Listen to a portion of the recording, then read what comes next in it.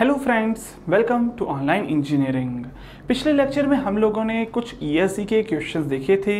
यहाँ पे भी उसी क्वेश्चंस में से कुछ क्वेश्चंस बाकी थे, उनको चेक करने वाले हैं। देखते हैं यहाँ पर पहला क्वेश्चन क्या बोलता है। फर्स्ट क्वेश्चन 2010 से लिया गया है। बोलता है पॉइजन्स रेशियो क्या होता है। बहुत ही सिंपल सा क्वेश्चन है, आप लोग सभी जानते हो पॉइजन्स रेशियो की डेफिनेशन क्या होती है। So Poisson's ratio mu is defined as lateral strain to the longitudinal strain. ये आप सभी फॉर्मूला जानते हो और यही फॉर्मूला आपको यहाँ पर पूछा गया है। देख लीजिए कौन से ऑप्शन में आपको फॉर्मूला दिख रहा है, ऑप्शन पे टिक कर लेना, आगे बढ़ जाना। So that is given in your option number B. चलिए देखते हैं नेक्स्ट क्वेश्चन क्या बोलता है। The principle of superposition is valid whenever the strain or stress to be obtained is directly proportional to the applied loads। सही बात है। देखिए यहां पर अगर मान लीजिए इस तरह का एक स्टेप्ड बार ही मैं कंसीडर कर लूं, इधर से लग रहा है लोड P और इधर मैंने इस पर्टिकुलर पॉइंट से एक और लोड लगाया है P, या फिर इसी पॉइंट से यहाँ पर एक और लोड लगाया है P। देन आप क्या करते हो, ये सभी के सभी फोर्सेस को ऐड करते जाते हो। यही एडिशन को हम लोग क्या बोल देते हैं, as the principle of superposition. क्यों लगाते हैं, क्योंकि भाई जो भी लोड है उसी के कारण स्ट्रेस और स्ट्रेन आ रहा है। क्योंकि जो स्ट्रेस या स्ट्रेन है वो इन लोड के ही डायरेक्टली प्रोपोर्शनल है, इसीलिए सुपरपोजिशन का प्रिंसिपल लगाया जाता है। So this is true. आगे क्या बोल रहा है, stress strain energy depends on product of stress and strain. खैर मैंने आप लोगों को बताया था कि स्ट्रेन एनर्जी, खैर मैंने फॉर्मूला अभी तक हम लोगों ने स्ट्रेन एनर्जी के बारे में पढ़ा नहीं है, लेकिन हाँ मॉड्यूलस ऑफ रेजिलियंस हम लोगों ने कैलकुलेट करा, टफनेस हमने देखा था इसके पहले। तो वो क्या होता था, वो स्ट्रेन एनर्जी के बारे में ही बताता था, and that was given by half stress into strain. बिल्कुल याद होगा आप लोगों को। सो स्ट्रेस इनटू स्ट्रेन के प्रोडक्ट के ऊपर डिपेंड करता है। So of course this is also true. लेकिन हाँ ए और आर रीजन नहीं है ए का, क्योंकि ए तो सुपरपोजिशन की बातें करता है और आर पता नहीं कहाँ से स्ट्रेन एनर्जी की बातें कर रहा है। रिलेशन कोई नहीं है तो रीजन तो बिल्कुल भी नहीं हो सकता था ये। ऑफ कोर्स अगर रीजन नहीं है तो ऑप्शन नंबर बी पे आप टिक कर देंगे। नेक्स्ट क्वेश्चन बोलता है that two circular mild steel bars A and B of equal length L have diameters DA equals to be 2 cm and DB की वैल्यू दे दी है 3 cm। पूछता है the ratio of elongation of length of bars LA upon LB इज। अच्छा ratio of elongation पूछ रहा है तो मेरे को ये बता दो del L is equals to क्या होता है PL अपॉन A, है ना। सो अगर मैं पूछता हूँ what will be the del LA upon del LB, यही पूछ रहा है ना मेरे को। सो P देखिए दोनों में ही सेम लग रहा है, P तो दोनों में ही सेम है फोर्स, ठीक है। लेंथ दोनों की ही सेम है। हाँ एरिया ऑफ कोर्स यहाँ पर वेरी कर रहा है, तो इसको मैं लिख सकता हूँ as DB square upon DA square, क्योंकि देखिए E भी सेम है। सो ऑफ कोर्स 1/A आएगा, लेकिन area is directly proportional to D square होता है डिनोमिनेटर में, इसलिए इसका इन्वर्स कर लिया। सो DB की वैल्यू बोलो कितनी है, तो that is equals to 3 centimeter. इसकी वैल्यू कितनी है 2 सेंटीमीटर, स्क्वायर कर देना, that will be equals to 9/4। 9/4 कहाँ दिख रहा है, ऑप्शन नंबर डी में दिख रहा है। चलिए देखते हैं नेक्स्ट क्वेश्चन। अगला क्वेश्चन क्या बोलता है, a mild steel rod tapers uniformly from 24 mm diameter to 12 mm diameter. अच्छा टैपरिंग रॉड बोल रहा हूँ, एक्सटेंशन पूछ रहा है, तो एक्सटेंशन का फॉर्मूला क्या होता है उसके लिए, तो ये आप लोगों को पता है, that is equals to 4PL upon A की जगह लिख दो पाई D1 into D2 into E, ठीक है। चलिए सारी वैल्यूज पुट कर देते हैं। 4 P की वैल्यू बोलो 12 किलो न्यूटन, ठीक है ना। सो 12 किलो न्यूटन मतलब 12,000 न्यूटन इनटू लेंथ की वैल्यू बोलो 400 mm upon pi D1 is 12, D2 is again 24, E की वैल्यू बोलो दैट इज 2 इंटू 10⁵। देखिए यहाँ पर सिर्फ पाई बच रहा है, कैंसल आउट आप लोग खैर कर लेना, बाकी सब कुछ जो भी दिख रहा है यहाँ पर, बट बात समझो यहाँ पर ये 12 और ये 12 तो कैंसल आउट हो जाएगा, ठीक है। ये दिख रहा है 4 और 4, सो 4 से एक तो ये कैंसल आउट हो जाएगा, ये बन जाएगा 6, और एक दूसरे 4 से ये हो जाएगा 3 और ये हो जाएगा 1। सो क्या दिख रहा है, कुछ 10⁻³ डिवाइडेड बाय 3 पाई दिख रहा है, divided by 3 pi, so that is equals to 1/3 pi, which is given in your option number D. चलिए देखते हैं नेक्स्ट क्वेश्चन क्या बोल रहा है। अगला बोल रहा है then the ratio of Young's modulus to the bulk modulus. ठीक है, मतलब पॉइजन रेशियो की वैल्यू दे दी और बल्क मॉडुलस और यंग मॉडुलस में रिलेशन मेरे को पूछ रहा है। यहाँ पर देखिए के इज इक्वल्स टू क्या होता है, ई upon thrice of 1 minus 2 mu, ये फॉर्मूला आप लोग जानते हो। मेरे को पूछ क्या रहा है, bulk modulus Young's modulus to K, so that is equals to thrice of 1 minus 2 mu. मेरे को ये बता दो म्यू की वैल्यू कितनी दे दी है, that is equals to be 0.3, so that is given equals to be 0.3 into 2, so that will be equals to 3 into 0.4, सो ये आ जाएगा 1.2। यही रेशियो खैर पूछा था, 1.2 दिख रहा है ऑप्शन नंबर सी में। देखते हैं नेक्स्ट क्वेश्चन क्या बोल रहा है। If the Poisson ratio for a material is 0.5, ठीक है, देन देखिए यहाँ पर क्या बोल रहा है, पॉइजन रेशियो की वैल्यू दे दी है 0.5। तो ऐसे केस में मेरे को यहाँ पर ये बताओगे जी की वैल्यू क्या हो जाएगी। तो फॉर्मूला आप लोगों को पता है, that E is equals to क्या होता है, that is equals to 2g into 1 plus mu होता है। अच्छा, ट्वाइस जी की वैल्यू जी ही रहने देता हूँ, 1 प्लस 0.5, सो देखिए 1.5 into 2 that is equals to 3g होता है। चेक कर ले जरा, ई इज इक्वल्स टू 3g। बोल रहा है elastic modulus is equals to 3 times of the shear modulus. किस में दिखा रहा है, ऑप्शन नंबर ए में। टिक करेंगे और नेक्स्ट क्वेश्चन देखेंगे। फर्स्ट स्टेटमेंट बोलता है that there are 2 independent elastic constants for an isotropic material. 2 independent elastic constants, सही बात है, ई, के, म्यू और जी, ये चारों में से अगर हम लोगों को कोई भी 2 पता है तो of course 2 independent isotropic constants हो जाते हैं फॉर एन आइसोट्रोपिक मटेरियल। खैर तो ये तो सही है। अच्छा, दूसरा क्या बोल रहा है, all metals at micro level are isotropic. Micro level पे आइसोट्रोपिक नहीं, ऐसा नहीं होता है कि सभी के सभी मेटल्स हमारे माइक्रो लेवल पे आइसोट्रोपिक हो, तो ये तो फॉल्स है। अच्छा, A is true, second is false, option number C पे आप टिक कर देंगे। खैर चलिए देखते हैं यहाँ पर नेक्स्ट क्वेश्चन। नेक्स्ट क्वेश्चन क्या बोलता है, a metal bar of 10 mm diameter when subjected to a pull of 23.5, मतलब लोड दे दिया गया है, इलॉन्गेशन की वैल्यू दे दी है और पूछता है ई की वैल्यू क्या होगी। ठीक है, फॉर्मूला आप लोगों को पता है इलॉन्गेशन का, PL अपॉन ए, यही लगाना है। इलॉन्गेशन की वैल्यू बोलो 200 mm, है ना। अच्छा नहीं, इलॉन्गेशन की वैल्यू 0.3 दे दी है, सो ऑफ कोर्स इसको चेंज कर लेंगे। So 0.3 mm is equals to, P की वैल्यू बोलो पहले कितनी है, 23.5 किलो न्यूटन है, इसलिए 1000 मल्टीप्लाई कर दूंगा। लेंथ की वैल्यू बोल दी है 200। अच्छा, ए की वैल्यू बोलो जरा कितनी है, डायमीटर की वैल्यू दे दी है 10 mm, सो π/4 इंटू 10 स्क्वायर, और यहाँ से ई की वैल्यू आप कैलकुलेट करेंगे। So this E will be coming as 200,000 newton per mm square. ठीक है, so 200 kilo newton per metre square per mm square is given in your option number A. Tick करेंगे और खैर अभी आगे बढ़ेंगे। देखते हैं नेक्स्ट क्वेश्चन क्या बोलता है।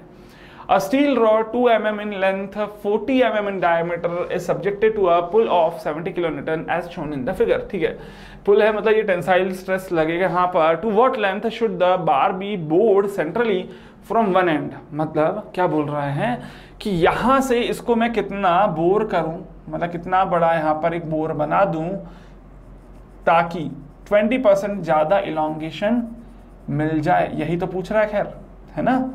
सो ये मैं मान लेता हूँ ये है बोर, और ये बोर में क्या बोल रहा है यहाँ पर, what should be the 25 mm का मेरे को बोर लगाना है, 40 mm टोटल डायमीटर दिया है, तो दिस इज इक्वल्स टू 40, ये 40 है और ये है 25। ठीक है, तो ये दिया हुआ था। सबसे पहले मेरे को ये बताओ इनिशियली यहाँ पर चेंज इन लेंथ कितना होगा। Initially change in length will be equals to PL upon AE that is equals to 70,000। L की वैल्यू कितनी है, that is equals to 2 meter upon A की वैल्यू कितनी होगी, π/4 इंटू 40 स्क्वायर इंटू E की value कितनी है, तो that is equals to 2 into 10⁵ क्या बोल रहा है 20% मोर एक्सटेंशन। इसका मतलब क्या है, इसका मतलब है that the extension value will be now will be equals to 1.2 times of L del L। तो डेल L मतलब ये है, ठीक है ना। सो इसका मतलब यहाँ पर 1.2 मल्टीप्लाई कर दूंगा इसी में 70,000 into 2000 upon pi by 4 into 40 square into 2 into 10⁵ ठीक है। ये तो हो गया इलॉन्गेशन जो अब होना चाहिए। लेकिन एक बात मान लेता हूँ, यहाँ से लेकर यहाँ तक लेंथ कितनी है x, ये x की वैल्यू ही निकालनी है, तो ये बता दो बाकी की लेंथ कितनी हो जाएगी 2 - x। तो पहले x के लिए बताओ मेरे को, लोड कितना लग रहा है इसमें भी 70,000 है ना। लेंथ की वैल्यू इसके लिए बोलो x है, एरिया की वैल्यू बोल दो अब यहाँ पर कितनी होगी, so pi by 4 into 40 square minus 25 square, क्योंकि बोर बना दिया ना आपने, ठीक है ना। और ई की वैल्यू खैर कॉमन रहेगी इसलिए बाद में ऐड कर देता हूँ, लेकिन ये तो एक्सटेंशन हुआ सिर्फ x लेंथ तक का। उसके बाद 2 - x लेंथ हो जाएगी, तो that is equal to 70,000 into 2 - x upon, अब एरिया कितना होगा पाई बाय 4 इंटू 40 स्क्वायर, क्योंकि ये सॉलिड होगा ये सेक्शन, ठीक है ना, और इंटू 2 इंटू 10⁵ दोनों में ही, ठीक है ना। ये मैंने डिनोमिनेटर में मल्टीप्लाई करा था, ठीक है। तो इस तरह से लिख सकते हैं। यहाँ पर देखिए ये एक छोटी सी इक्वेशन बन जाती है जिससे आप लोग इजीली x की वैल्यू निकाल लेंगे, and this x will be coming as 0.624 meter. 0.624 दिख रहा है ऑप्शन नंबर डी में, टिक करेंगे और नेक्स्ट क्वेश्चन के लिए बढ़ेंगे। नेक्स्ट क्वेश्चन देखिए क्या बोलता है, the resistive force in the part BC is, ठीक है, समझते जरा। ये दिख रहा है इधर से 45। अच्छा एक काम करते हैं, ये A है अगर, तो देखिए A पे तो कोई बैलेंसिंग हो नहीं पाएगी, इसलिए B से भी इधर क्या लगना चाहिए 45। क्लियर है। अब बात समझना, ये अगर B है और ये C है, चलिए एक और काम करता हूँ, थर्ड में CD पोर्शन भी दिखा देता हूँ। C है और ये D है, इस तरफ से एक्ट कर रहा है, यहाँ इस डायरेक्शन में कितना है 130, और अगर ये 130 है तो इधर भी क्या एक्ट करेगा 130 एक्ट करेगा। लेकिन देखिए यहाँ पर 450 ऑलरेडी एक्ट कर रहा है C पर, 130 इधर शो कर दिया, इसका मतलब बाकी बच गया 450 minus 130, that will be equal to कितना हो जाएगा 320 इधर एक्ट करेगा। सिमिलरली इधर देखो 45 ऑलरेडी शो कर दिया, जबकि इस तरफ कितना दिख रहा है 365। सो ऑलरेडी 365 इधर शो कर दिया, तो इधर बचा हुआ कितना होगा 365 माइनस 45 है ना। So this will be again 320। सो ये भी 320, ये भी 320, मतलब हमारा आंसर सही है 320। लेकिन कैसा है, कंप्रेसिव लग रहा है BC में 320 जो दिख रहा है। खैर बहुत इजी कर दिया था क्वेश्चन, क्योंकि ना ही कंप्रेसिव के साथ टेंसाइल का ऑप्शन में दिया ही नहीं था। तो अगर आप लोग कंफ्यूज भी होते तो कोई दिक्कत नहीं थी यहाँ पर, क्योंकि ऑप्शंस बहुत ज़्यादा इजी बना देते इस क्वेश्चन को। देखते हैं नेक्स्ट क्वेश्चन क्या है। अगला क्वेश्चन क्या बोल रहा है देखेंगे यहाँ पर। अगर A पॉइंट मैं पकड़ता हूँ यहाँ पर, बात समझना, मेरे को क्या बोल रहा है कि भाई इधर से कितना रेजिस्टेंस मिलेगा। मैं मान लेता हूँ इधर से रेजिस्टेंस जो मिल रहा है that is equal to capital R, ठीक है ना। तो अगर मैं A-B-C पे लगने वाले फोर्सेस को ये अगर मोमेंट लिखता हूँ at A to be equal to 0, तो देखिए एक तो W का यहाँ पर मोमेंट लगेगा कितना डिस्टेंस L, लेकिन W का मोमेंट कैसा होगा क्लॉकवाइज अबाउट A, जबकि ये R का मोमेंट कैसा होगा एंटी क्लॉकवाइज। तो R का डिस्टेंस बोलो L/2, hence R will be equal to twice of W। Simple सा क्वेश्चन था। खैर क्वेश्चन बहुत इजी था, जरूरी नहीं है आप ये देखकर घबराते जाओ, बात समझना। ESE बोलने को बहुत सारे लोग बोलते हैं कि भाई बहुत ज़्यादा टफ होता है।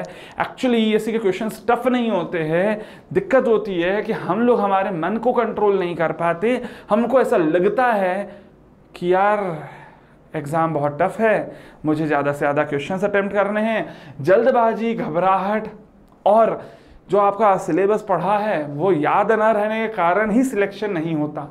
अदरवाइज आप चाहे कम पढ़ लो कोई दिक्कत नहीं है, लेकिन यहाँ पर देखो कोई भी क्वेश्चंस कोई बहुत ज़्यादा टफ क्वेश्चंस नहीं होते हैं। खैर आंसर क्या है, डी ऑप्शन नंबर दिख रहा है। देखते हैं नेक्स्ट क्वेश्चन।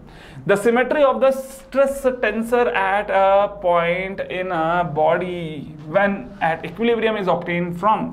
तो देखेंगे यहाँ पर क्या आता है, हम लोग अगर देखेंगे तो इधर आएगा टाउ XY है ना, इस तरह से आता है ना।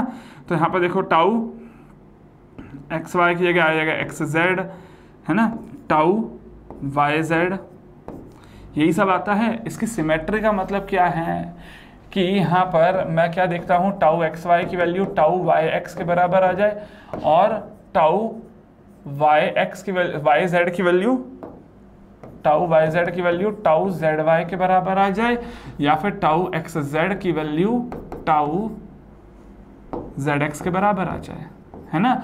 लेकिन ये होता कब है, ये कैलकुलेट करने के लिए आपने क्या करा था, ये जो हमारे स्ट्रेसेस एक्ट कर रहे थे इन्हीं का मोमेंट ले लिया था, याद है, बिल्कुल याद होगा। इसका मैंने प्रूफ बताया था, इसका प्रूफ कहाँ मिल जाएगा, तो जहां मैंने कॉम्प्लीमेंट्री शियर स्ट्रेसेस आपको बताया था वहां पर प्रूफ बताया था। लेकिन याद रखना है, इसका प्रूफ करते टाइम मैंने क्या करा था, मोमेंट ले लिया था एक पॉइंट के अबाउट, सो मैंने summation of moment equals to be 0 करा था, याद है। और जहां मोमेंट 0 कर रहा है इसका मतलब कौन सा दिख रहा है, इक्विलिब्रियम, मोमेंट इक्विलिब्रियम, ठीक है। सो इसका डेरिवेशन खैर मैंने कॉम्प्लीमेंट्री शियर स्ट्रेसेस में बताया था, याद आप लोग रखोगे, ना कि मैं रखूंगा। खैर चलिए देखते हैं next question. The failure surface of a standard cast iron specimen of a circular cross section subjected to a torsion is on a helical surface at 45 degree to its axis। ठीक है, सही बात है। यहाँ पर helical surface, helicoidal surface at 45 degree to its axis, सही बात है, क्योंकि यहाँ पर अगर मैं failure occurs on a plane of the specimen subjected to a maximum tensile stress, the cast iron is weak in tension. ध्यान दीजिएगा, ये माइल्ड स्टील की बातें नहीं कर रहा, माइल्ड स्टील की बातें कर रहा होता तो 90 डिग्री पे होता वहां पर फेलियर।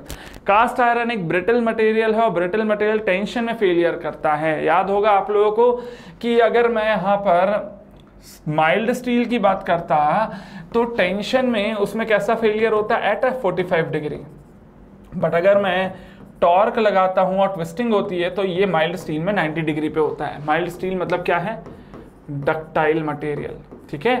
बट अगर मान लीजिए एक ब्रिटल मटेरियल है तो ब्रिटल मटेरियल में ये टेंशन में अगर फेलियर हो रहा है, सो टेंशन अगर आपने अप्लाई करा है तो फेलियर 90 डिग्री पे होगा, जबकि अगर टॉर्क अप्लाई करा है तो 45 डिग्री पे होगा। अब होगा ये जो 45 डिग्री मैंने यहाँ पर सर्कल करा है, यही वाला केस खैर पूछा गया है।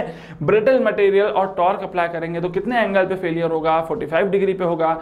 ये ना समझ में आता हो, ये तो मैंने खैर बताया भी था आप लोगों को, आई होप आपको याद होगा। यहाँ पर देखेंगे दोनों के लिए ही ये भी सही है, ये भी सही है, क्योंकि टेंशन में फेलियर हो रहा है और टेंशन में फेलियर हो रहा है इसलिए 45 डिग्री पे फेलियर हो रहा है। सो फर्स्ट और सेकंड दोनों ही सही है। ऑप्शन नंबर ए पे टिक करोगे because second is the correct reason for first. I hope यहाँ पर भी अगेन मैंने कुछ 14-15 क्वेश्चंस लिए थे, वो सभी के सभी बहुत ही इजी वे में आप लोगों से भी सॉल्व हुए होंगे। हम लोग बढ़ेंगे आगे और भी कुछ क्वेश्चंस बाकी है, क्योंकि देखिए अभी यहाँ पर हम लोगों ने सिर्फ 2014 या 15 तक के ही कुछ क्वेश्चंस लिए थे। 2014 तक के क्वेश्चंस अभी लिए हैं और भी क्वेश्चंस बाकी हैं, उनको भी सॉल्व करते हैं। मिलते हैं अपने नेक्स्ट लेक्चर में, तब तक लगातार पढ़ते रहे, बढ़ते रहे। Happy engineering.